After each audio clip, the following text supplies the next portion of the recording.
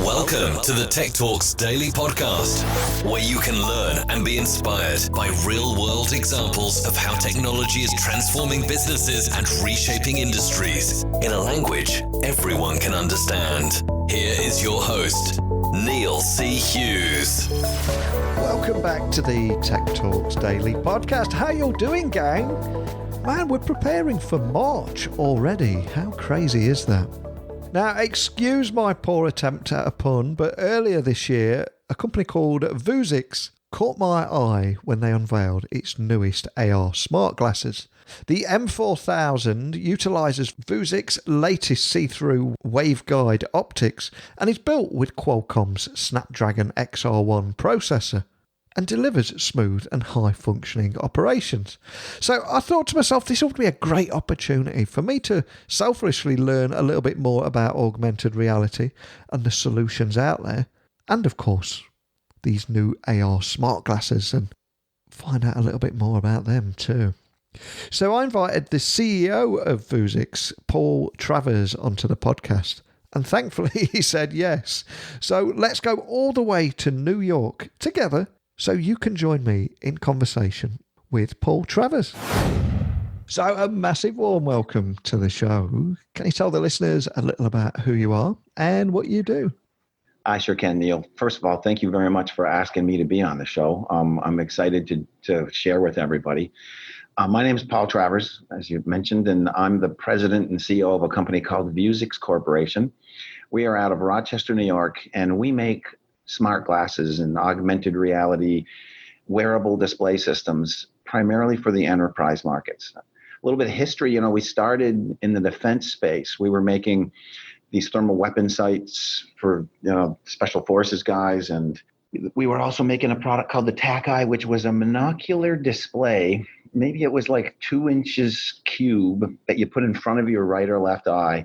And with it, the special forces guys could throw a PackBot into a building, drive the PackBot around inside the building, and what the camera saw on the little robot, you could see in the viewfinder of this tactical display product that we had built. It was a lot of fun working with those guys, and if you think about it, back then they were probably the number one wearable tech guys out there. They were wearing like 300 pounds of gear, at least the first guys at really using wearable tech in the field. And they came to us and asked us if we could make Oakley-style sunglasses that looked cool, that had displays in them. And if we could, they'd replace, half the laptops in U.S. military with them. So they called it the Oakley Gate. And that's where Vuzix has really gotten a focus. We're trying to make wearable display systems that look like fashion glasses, ultimately. And with that in mind, we've built a line of products in the enterprise space that are doing really, really well today. They're smart glasses that are being used in a lot of different applications in enterprise, which is a lot of our focus today. But very soon, sooner than most people think, these glasses are going to look like conventional pair of regular fashion glasses, something like on the movie The Kingsman. Wow, incredibly cool. It really is. And like you said there, Vuzix is this leading supplier of smart glasses and augmented reality technologies and products for consumers and enterprise markets. But can you tell me more about the kind of problems that you're setting out to solve with for businesses using augmented reality, just to bring everybody up to speed with how cool this is? So if you think about the world today, the phone has come a long, long ways. I mean, it used to be you picked it up and dialed and it was plugged into the wall. Today, it's a handheld device that's got all this computing power, and they're giving those devices to mobile workers, and they're having the mobile worker hold it up and get work instructions on it and point it at the work that they're trying to work on. And while they're doing that, expecting the worker to reach out and do things. And so if you think about it, a handheld device, when you are a hands-free worker, doesn't work all that well. And so it's applications like that, where you have a mobile worker that works with their hands that need access to information from the cloud, kind of a thing, that really starts to change their game because they can work with their hands. And I'll give you a simple example. You got a guy that's working on a production line that's doing bottling, let's say. And the bottler, the equipment line produces, let's say, 60,000 bottles an hour. When that piece of equipment goes down, you might imagine every hour is a pretty expensive thing for that company. And so what happens is these guys they use a tablet and they look for information on PDFs on how to repair the equipment. And it can take hours to do this. So what they do now is they put on our glasses and they have that information available to them with the glasses, but they can work with their hands. So they're not going back and forth and dropping the tablet. But even better, they can get remote help with those glasses on. They're connected to the internet. There's a camera that looks out the front. So let me describe for a minute what these things are like. It's a computer stick, effectively, that slides down the side of your temple on a lot of different mounting options that Vuzix has. So when you've got it on, you basically have a little tiny computer that you're wearing on the side of your head with a viewfinder that you look into from your eyeside view, and then out towards the front is a camera that looks at the real world. And then the processor that's running in these little glasses pulls in that camera feed, puts it up in the glasses, but at the same time, it can ship it out onto the internet. So in this case where you got the guy trying to fix the stuff on the production line, he's looking at this piece of equipment. He makes a remote support call to the expert who built the production line. The expert picks up on the other end. He can see what the technician on the line is trying to fix. Just like you cut the red wire or the blue wire when you're trying to disarm a bomb, that expert can literally draw on his screen sitting in a nice air-conditioned office and circle the piece of equipment or the wire that's got to be cut or whatever, and remote help this guy get the line up. We're finding that just that one use case, remote support and field service, literally it's hundreds of thousands of dollars, in some case millions of dollars that are being saved by having that kind of a capability. We have people, that's one example. That's a vertical, remote support. Another one is work instructions. Here at Vuzix, my employees, especially when they're just learning a new task, we give them the glasses, step 1, step 2, step 3 for doing an assembly, let's say, and you talk to the glasses to do it. So it's first thing it might say is, we're making this pen assembly, collect these parts. You collect the parts, then the employee says, next, take this part, put it to that part, and it shows the work instructions as you go, the whole bit. So from work instructions, picking parts out of warehouses, remote support, it's almost any place where workers are working with their hands. These smart glasses, augmenting the real world with the digital world, is changing everything. So in enterprise, this concept of AR is happening really, really fast. It really is. And the possibilities are incredibly exciting as well. And I also believe you recently unveiled your newest AR smart glasses. So for anyone that missed that announcement, can you just offer a bit of an overview on that? Yes. Actually, at the Consumer Electronics Show, we announced 2 products that are new from Vuzix. One of them, believe it or not, is augmented reality smart glasses for swimmers. They mount on the side of swim goggles, and with it, I don't know if you swim at all for exercise, Neil, but it's kind of a boring sport. Yeah. You're in the pool, hand over hand, right? Looking at a checkerboard bottom of a pool for hours at times, right? So with these glasses on, you can watch Netflix while you're swimming now. No. It's amazing, actually. You can get your workouts while you're swimming. The coach can text the glasses and say, hey, get that elbow up, kinds of stuff. When you're open water swimming, you know, you got a 9-mile swim, you got to go buoy to buoy to buoy. The way open water swimmers work is they swim a lot, then they look up and they readjust so they can go to the buoy. With these glasses, because they have GPS, it's a straight line to the buoy. So that's a really cool piece of new tech, and it went over really well at CES. Another one that's really exciting is the M4000. Now, the M400 is the one that I just described to you a minute ago, where you got the little viewfinder and then the camera looking out the front. This guy, instead of a viewfinder, has a window, just like a lens on a pair of glasses. And so when you look through this guy, the image literally floats out in front of you. So you're seeing the real world and you're seeing the digital image that's being created, overlaid on top of the real world. And let me give you an example of why that's important.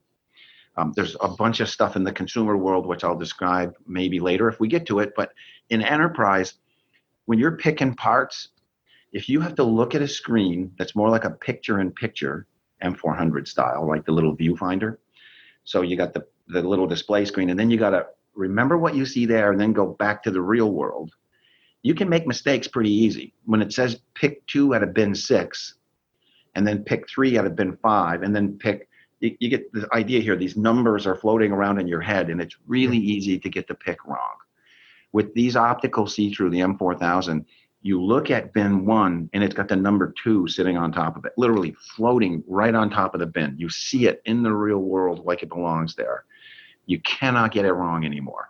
You pick 2 because that's what number is on top of the bin. So these AR see-through systems are really the future. And that M4000 is actually the beginnings of see-through optical glasses that have that Kingsman sort of look and feel. For those of you who haven't seen the movie, it's a great movie. You should check it out. At one point in the movie, these guys are sitting in their conference room. They put the glasses on.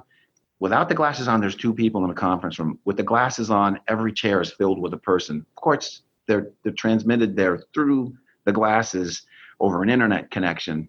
But that's the beginnings of what changing the world here. And it's those optics in our M4000 and in our Blade that are going to do that. Wow, you've made swimming seem a lot cooler to me as well. Maybe I need to take that up. Yeah, well, a lot of people, they really like them so far, I have to say. Now, one of the subjects that really fascinates me is the convergence of all these emerging technologies. So I'm curious, how do you think the marriage between AI, machine learning, and smart glasses will actually go on to improve our lives? Let me just give you one simple example. In the medical field with telemedicine, we have a partner, they're called 1 Minute in Europe, and the idea is they give our glasses to a nurse. The nurse is in the field and she's helping a person with a problem. Maybe it's a rash on their hand. Now the doctors, there's just not enough of them anymore, but they make a doctor available to do a remote support call with this nurse. And so it's HIPAA compliant from a U.S. stateside perspective. People would probably understand that. It's medically safe. Everybody's information is secure. So while the nurse is looking at this rash, the doctor can see this in real time, 1080p streaming video from the glasses over the internet. And he can help her say, look, this is nothing more than, a diaper rash kind of a thing, or, this thing needs to have some special cream put on it because it's XYZ. And that gets all recorded today in the web, and it's data that's getting collected so that down the road, AI and machine learning will allow that nurse to not even have to go to the doctor necessarily if he's not available.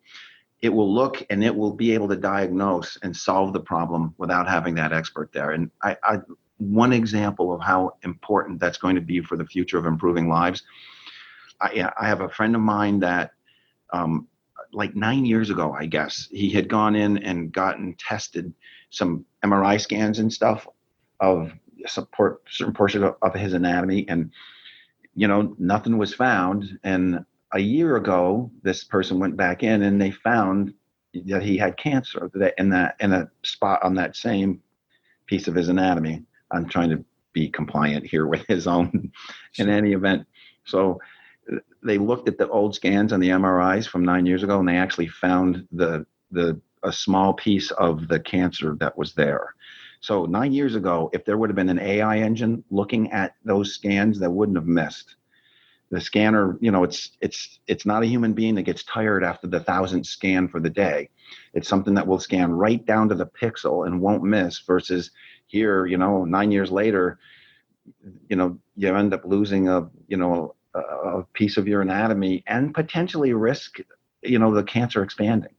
Yeah. So AI and machine learning is going to be huge when it comes to the medical side of the world, and smart glasses are a perfect fit. And one of the things that I love about what we're talking about here with these emerging technologies is that they're empowering people to think differently and bigger. So how do you think smart glasses could help change everything from, let's say, tourism to architecture? Let me just give you a really simple example. When's the last time you picked up a map, a physical printed map? A long time ago.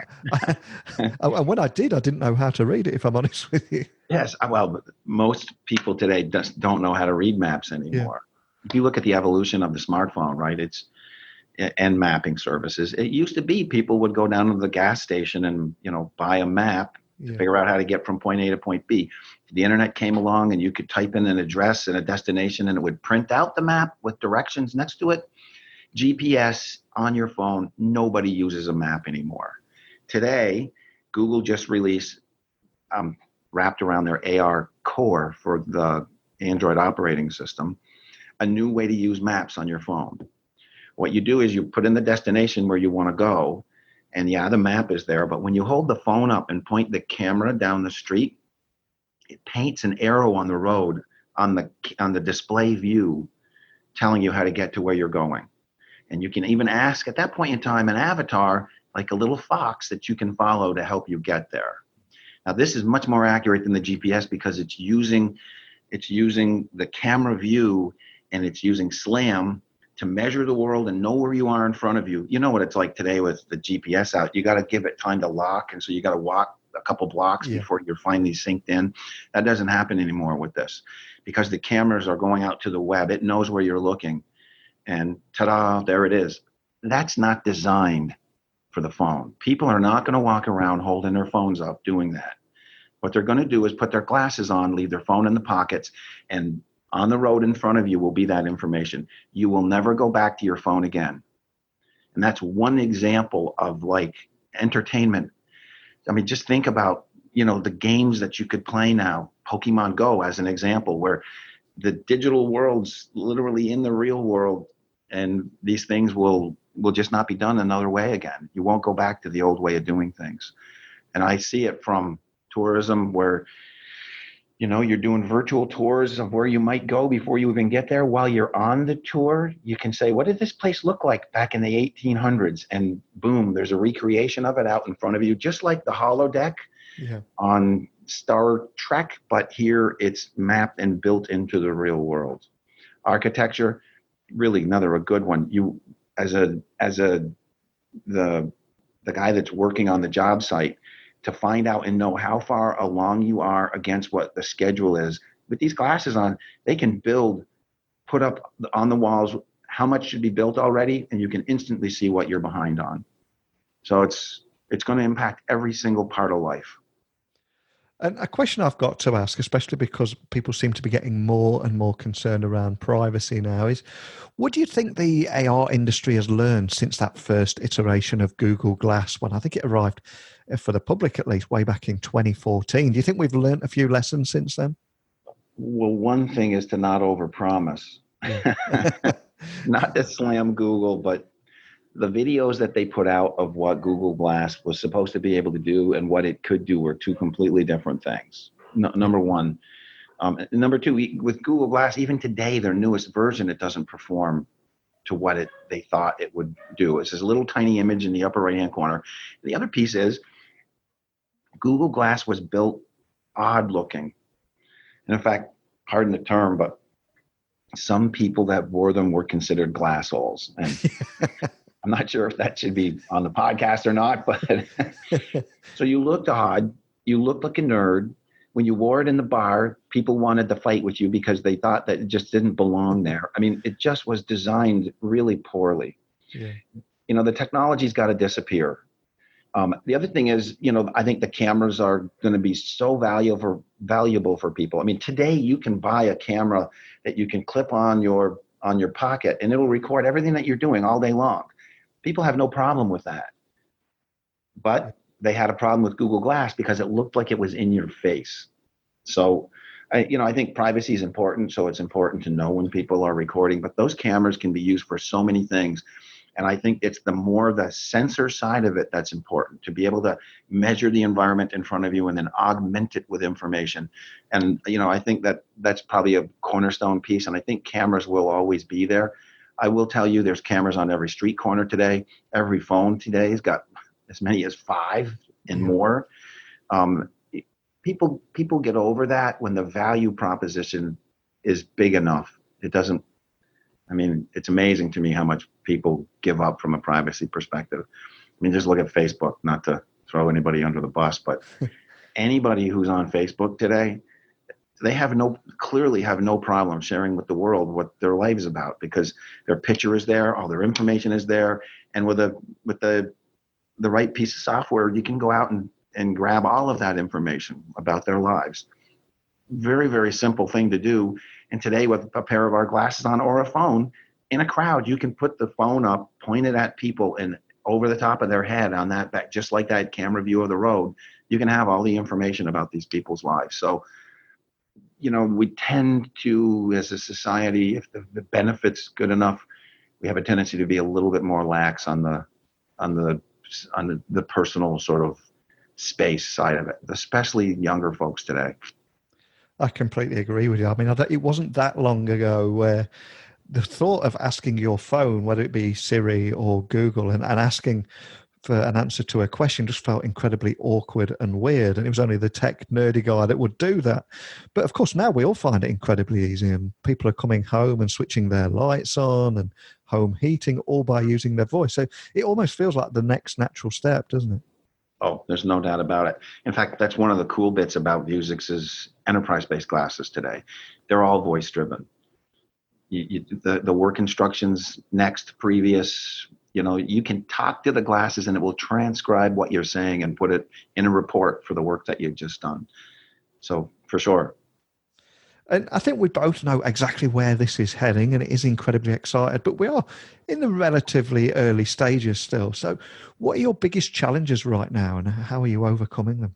In enterprise, the biggest challenges are just being supportive of rollouts and companies bringing this technology online. It's taken a long time for the ecosystems and the software, the hardware, all of this stuff to come together well enough to actually be deployed.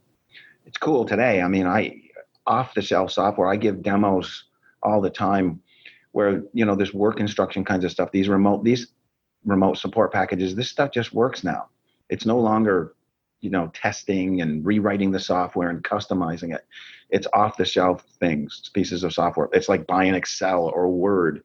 When that happens, it gets a whole lot easier to sell a solution into the market. The part that's more challenging is the long-term vision of getting to where glasses will be good enough to replace the phone for average Joes. And we've got an amazing amount of technology that we've been developing at Vuzix. These waveguides I was talking about, the optical see-through windows, we design and manufacture those right here in Rochester, New York, and making them and designing them so they can be low cost. Intellectual properties here at Vuzix. And the other piece is the displays to drive those. Today, the displays draw watts of power to light up an augmented reality display. We've got some stuff we're working on that literally is 0.13 inches in diagonal, and the power output for milliwatts is enough to easily work in daylight situations outdoors. So you can imagine these big displays that are as much as the size of a Wrigley pack of gum, being shrunk down to something like a pencil eraser.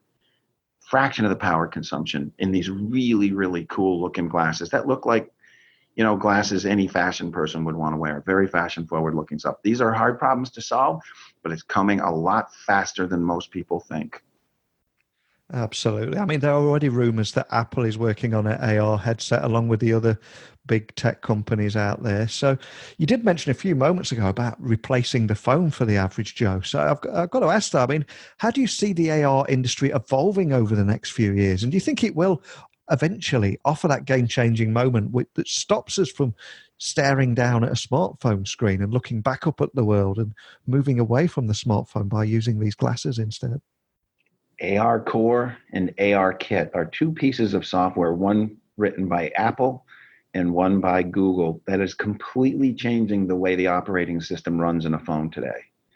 I'm sure you've heard of those two applications. Yeah. The whole idea you see a lot when Apple has some of their keynotes and their presentations that they give. They got a guy with a tablet and he's pointing it at the table and he's shooting the bad guys. And on the screen of the tablet, it looks like there's a futuristic city sitting on top of the table. But to everybody else who's looking around the room, they see nothing.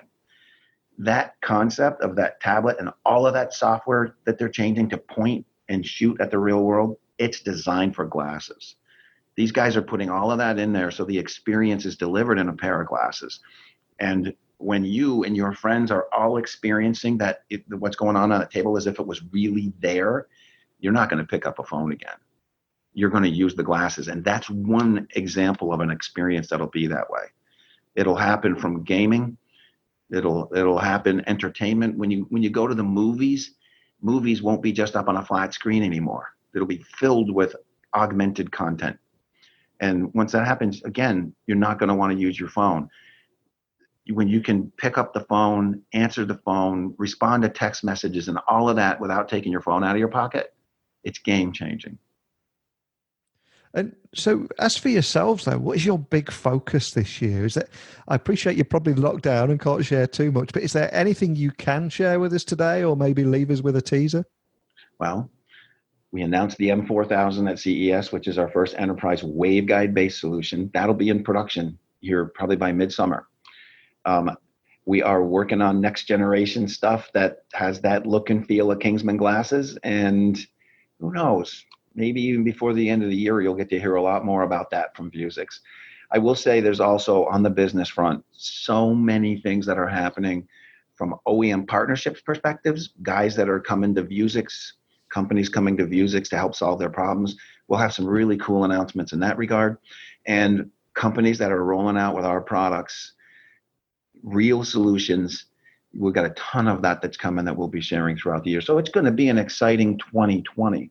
If you look at the research analysts, they talk about this being billions of dollars worth of business opportunity. 2020 is the year where you're going to start seeing that for real unfold, and you'll see that at Vuzix.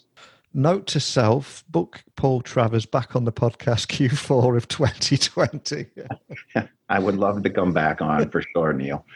Excellent. Well, before I do let you go, though, could I ask that you remind everyone listening of where they can find Vuzix online, see some videos of everything in action, and equally contact your team if they've got any questions? Absolutely. So Vuzix is a public company. Let me just say that quickly. We're on the NASDAQ. Our symbol is VUZI. First four letters of our name, Vuzix. Vuzix.com is our website, and we've just opened a really cool new enterprise version of our website.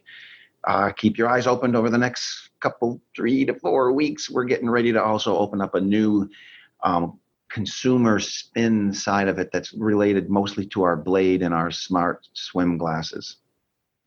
So it's Vuzix.com, Vuzix. Well, I'll have those links to the blog posts that will accompany this episode over on my website, techblogwriter.co.uk. There's so much that excites me about augmented reality at the moment, but I think the big thing, of course, is how it's removing the barriers from that online and offline world, and that's incredibly exciting. But as that tech becomes invisible, and we're heading to that world where we remove the smartphone from the equation, that is the real game changer moment. But thanks so much, Paul, for coming on here and just enabling everyone, including myself, just think a little bit differently and a little bit bigger about what the future ahead looks like. So thanks again. Thank you, Neil. AR is feeling incredibly exciting to me, and I cannot thank Paul Travers enough for coming on here and sharing the company's recent developments as well as the AR industry as a whole. And I'm curious, where do you all see this heading? Do you favour the almost mixed reality of AR? Or do you prefer the immersive experiences of VR? And do you think that augmented reality could eventually stop us staring down at our phones as we endlessly scroll like tech zombies? Because I've got a feeling that it just might replace the phone as we know it. Not now, maybe not next year, maybe a couple of years from now, but I do feel the smartphone as we know it is kind of reaching the end of the line. But I want you to gaze into your crystal ball and let me know your thoughts for the future too. So please, my email, techblogwriter@outlook.com, website, techblogwriter.co.uk. You can find everything you need there. Whatever it is, let me know. But enough crystal ball gazing for me today. A big thank you for tuning in as always. As you know, I appreciate you tuning into this podcast every single day. So I don't want to outstay my welcome, so I'm going to get out of here now, but I'll return again tomorrow with another guest talking about a different technology and a different industry. How cool is that? So thanks for listening, and until next time, don't be a stranger. Thank you for listening to the Tech Talks Daily Podcast with Neil C. Hughes. Remember, technology works best when it brings people together.